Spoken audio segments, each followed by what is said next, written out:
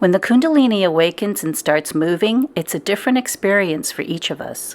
Some of us were seeking it, and for some of us it awakened naturally, although quite unexpectedly and unbeknownst to us. It can be alarming and take some time to learn what is happening. Once the Kundalini is activated, it's only the beginning. There is the exception where one might have a full-blown euphoric, blissful experience, and then there's the rule where most of us find ourselves, where we're tossed about, wrung out, and hung out to dry. At least that's how it can feel. We are not yet fully awakened or enlightened, but the invitation has been sent, and we must accept it. It's a grand opening, and how we handle it is up to each of us.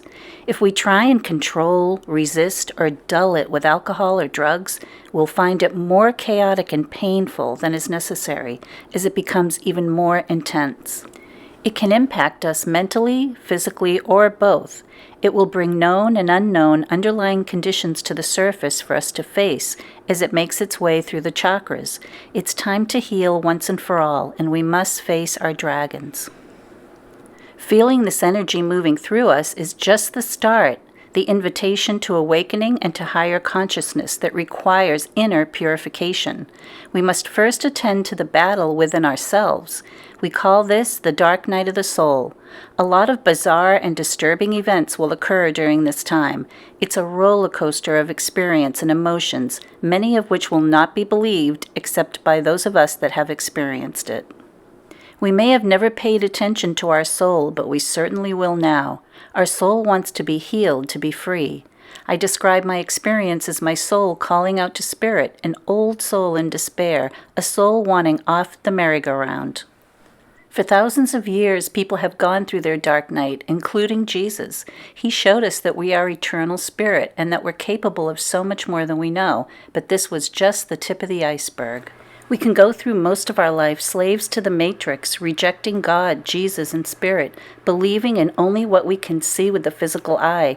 Then the knock at the door arrives, the invitation that we receive through the Kundalini process and the dark night. Lower energies do exist. Some call them entities, and they have to be shown the door, but from a position of higher understanding, not out of fear or hate. It's been disrupting our lives long enough and interfering with our ability to remember and see the truth. Some of us may experience it harshly, and it takes strength to keep the faith. There were times I just wanted to go back to being asleep, but not really. And at those moments, grace would arrive with an explosion of light and love that we wish would last. But like I said, it's a roller coaster. I know some of you may be suffering. Get whatever help you may need for what you're facing right now. Stay out of the resistance and stubbornness and don't self-sabotage. Ask to be shown the way. Things don't magically get fixed, but openings and options will be presented. We must have and show faith. The collective consciousness has expanded quite a lot. It's time to step up, although there are days we just can't. This material, physical existence can be hard. We face illness, loss, addictions. Just everyday life can feel overwhelming. But if the Kundalini has woken and you've been thrust into a dark night, there's not much choice. The train has left the station, and now we must dance the dance, each step holding the hands of the dark and the light. We're just trying to manage everyday life, and the invitation arrives to dance with spirit and the cosmos, to strip yourself bare. There's so much more to this physical experience than we realize, and waking up to this new awareness is no small feat.